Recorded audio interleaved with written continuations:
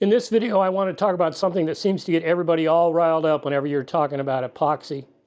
And I've been doing epoxy for several years now. I teach a class for the San Diego Fine Woodworkers. You've seen several YouTube videos that I've put out together with a friend of mine named Shane Peters on epoxy, especially when it comes to multicolor inlays. I'm getting ready to create another multicolor inlay in that I'm going to take this piece of walnut, and I've already got it carved for my first inlay, and I'm going to inlay white epoxy first, and then I'm going to go ahead and inlay another color of epoxy into that with the design. So I thought this would be a good time to broach a topic that seems to get everybody riled up, and that is the topic of pre-sealing, pre-coating, whatever term you want to use, before you pour epoxy into a carved piece of wood. Whether you've done a V carving, a pocket carving, or something else, it's necessary or it's advisable to pre-seal the wood, especially around where you've created end grain by carving into the wood. And that's what you do. When you carve into here, you create end grain. It's always recommended that you pre-seal, pre-coat your epoxy jobs when you're going to do that. And that does a couple things. Number one, the reason most people recommend it is to stop bleed from coming in through the pores of whatever color you're pouring next to the wood that was carved out. Some wood is more susceptible than others. In walnut, I have found that it's really not that susceptible. It's not bad, but it can bleed if you're unlucky. Other woods, it's terrible, such as oak. So open porous wood and so forth, it can bleed pretty bad. Closed porous wood, it tends to not bleed as bad. But the question is, do you feel lucky enough not to pre-coat? And I don't. By the way, if you don't know who I am Rob Sandstrom from Rob Sandstrom Designs, and I put this YouTube channel together to help others learn things. As I learn something new, I like to pass it on and teach it. And I've been doing epoxy for a period of time now, and so epoxy is one of the things that I like to teach.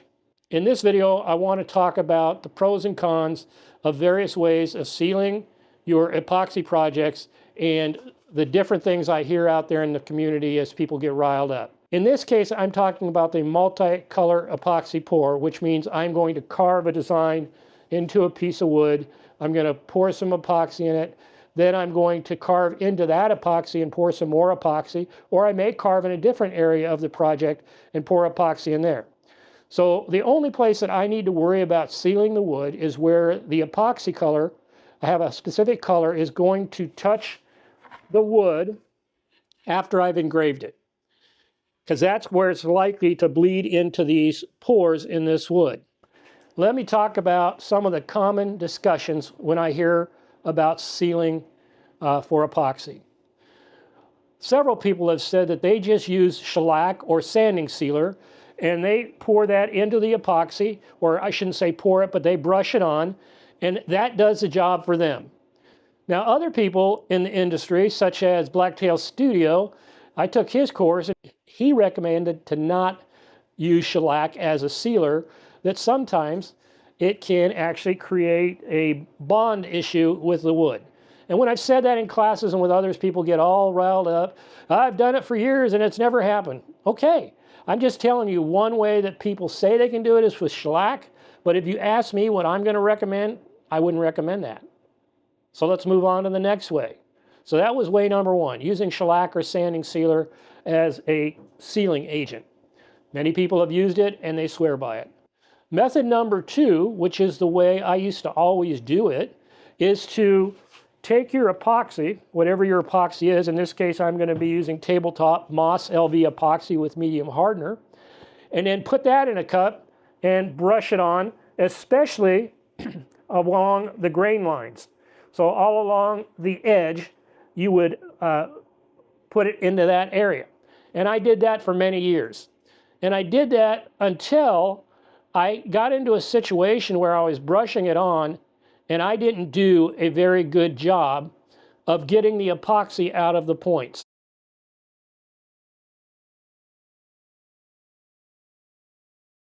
So once I found out that the epoxy didn't get completely out of the points and they created little shadow marks, the design that I was doing, I kind of got dismayed or stopped using the brush on epoxy way. So the brush on epoxy way is using the same epoxy you're going to make the inlay with, but you brush it on just like you would do if you had sanding sealer or shellac.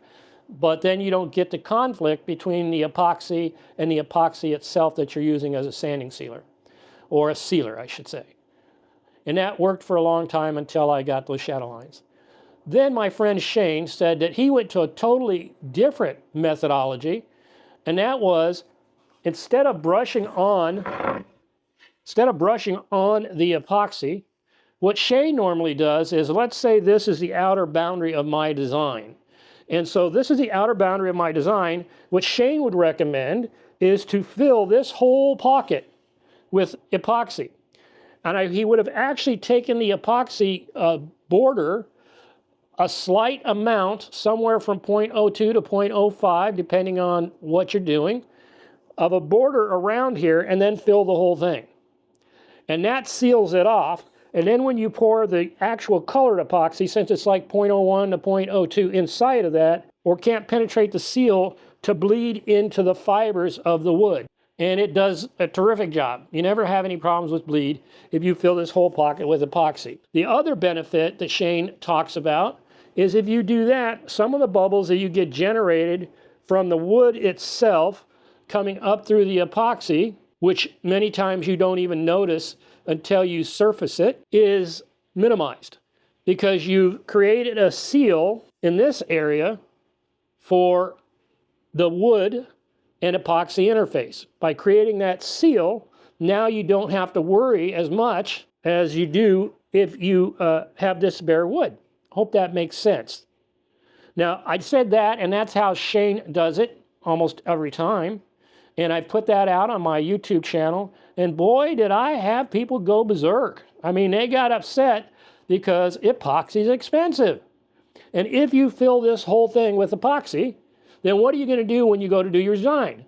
Everything except that 0.01 to 0.05 border you got here, you're going to carve out and throw away. Now, people just didn't think that was a good idea, especially if they're frugally minded and they're trying to save their dimes and dollars, because we know epoxy is expensive, and it truly was. You were just throwing it away. So I started thinking about what's another way, halfway point, between not getting the epoxy caught in the corners and shadows and stuff like that that I did when I used to brush it on, and Shane's where I don't throw away most of the epoxy. And so now what I typically do is I make a border around the outer edge of my design.